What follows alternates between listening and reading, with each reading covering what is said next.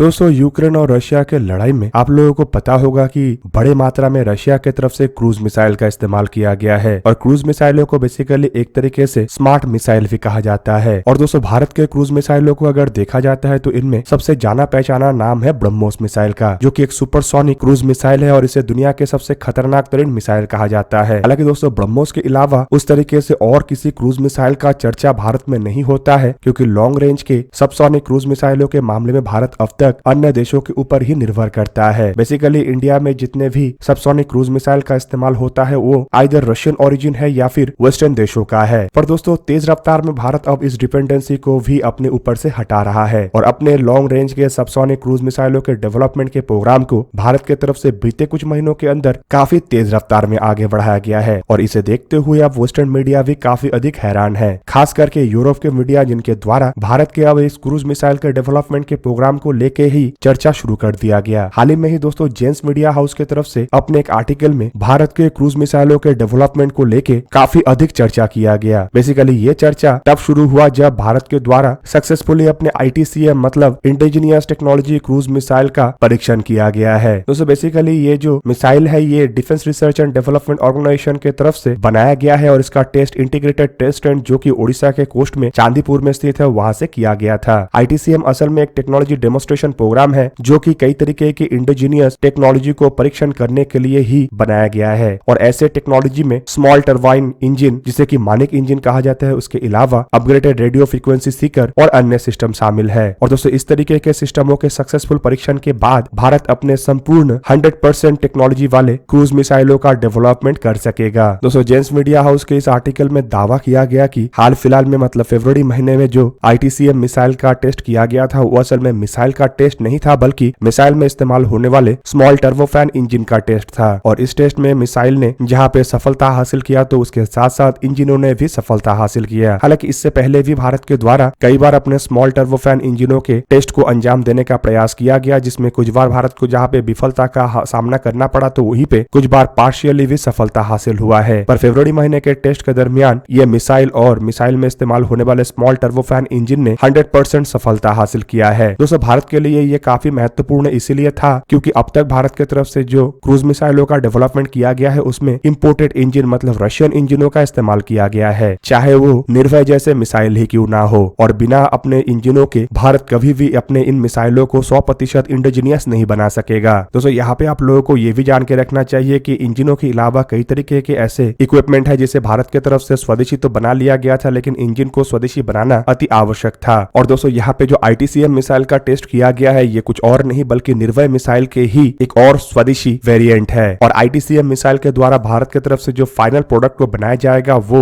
LRLACM मतलब long range land attack cruise missile है। Report के मुताबिक LRLACM एक 1,500 किलोग्राम के और 1,500 किलोमीटर के रेंज वाला एक ऐसे सबसोनिक क्रूज मिसाइल होगा जो करीबन 200 से 300 किलोग्राम तक पेलोड को कैरी करेगा। और दोस्तों इन मिसाइलों को आप भारत के टॉमहॉक जैसे मिसाइल भी कह सकेंगे। Long range land attack cruise missile असल में इंडिया के द्वारा अपने फ्रंटलाइन वॉरशिप में इस्तेमाल किया जाएगा। और दोस्तों इस तरीके के वॉरशिप में इन मिसाइलों के अलावा ब्रह्मोस मिसाइल भी रहेगा। Long range land attack cruise मिसाइलों का इस्तेमाल केवल मात्र वॉरशिप में नहीं बल्कि सरफेस लॉन्चर इवन एयरक्राफ्टों के द्वारा भी किया जा सकेगा। और दोस्तों इससे आप लोग समझ सके होंगे कि हाल फिलहाल में जो ITCM मिसाइल का टेस्ट किया गया ये वेस्टर्न मीडिया का चर्चा का इतना बड़ा बिंदु क्यों बना हुआ है, क्योंकि वेस्टर्न मीडिया को अब समझ में आ गया कि इस मिसाइल के परीक्षण के बाद भारत अब 100% इंडिजिनियस मिसाइलों को बनाने के लिए संपूर्ण रूप से तैयार हो चुका है। और इसके बाद भारत को किसी भी तरीके से ऐसे लॉन्ग रेंज के क्रूज मिसाइलों के लिए किसी अन्य देश के ऊपर निर्भर करना नहीं पड़ेगा और वो देश अपने मनमानी से भारत को अपने प्रोडक्ट नहीं बेच पाएंगे। दूसरी तरफ अगर देखा जाए तो इस तरीके के टेक्नोलॉजी डेवलप करने के बाद भारत लॉन्ग रेंज के क्रूज मिसाइलों के अलावा और भी कई तरीके के स्मार्ट मिसाइलों को बना सकेगा। और दोस्तों इससे भारत के पास अब अमेरिका, फ्रांस, रशिया जैसे बड़े देशों के तरह ही लॉन्ग रेंज कैपेबिलिटी आ जाएगा। आप सब लोगों को पता ही होगा कि जब सीरिया में और इराक में लड़ाई चल रहा था और इवन अफगानिस्तान के लड़ाई के दरमियान भी अमेरिका के द्वारा कई हजार किलोमीटर दूर से मिसाइलों को दागा जाता था और ये मिसाइल सेफली दुश्मन के टारगेटों को ध्वस्त करता था। और दोस्तों अब ये कैपेबिलिटी भी भारत के पास आ जाएगा। दोस्तों आप लोगों को क्या लगता है कि ये जो ITCM मिसाइल का टेस्ट हुआ है इससे वेस्टर्न मीडिया को इतना मिर्ची क्यों लगा है? कमेंट करके जरूर बताइए। दोस्तों आज के वीडियो यहीं पे ही करते हैं समाप्त। किसी और एक दिन किसी और एक वीडियो में मिलेंगे, तब तक के लिए जय हिंद, वंदे मातरम।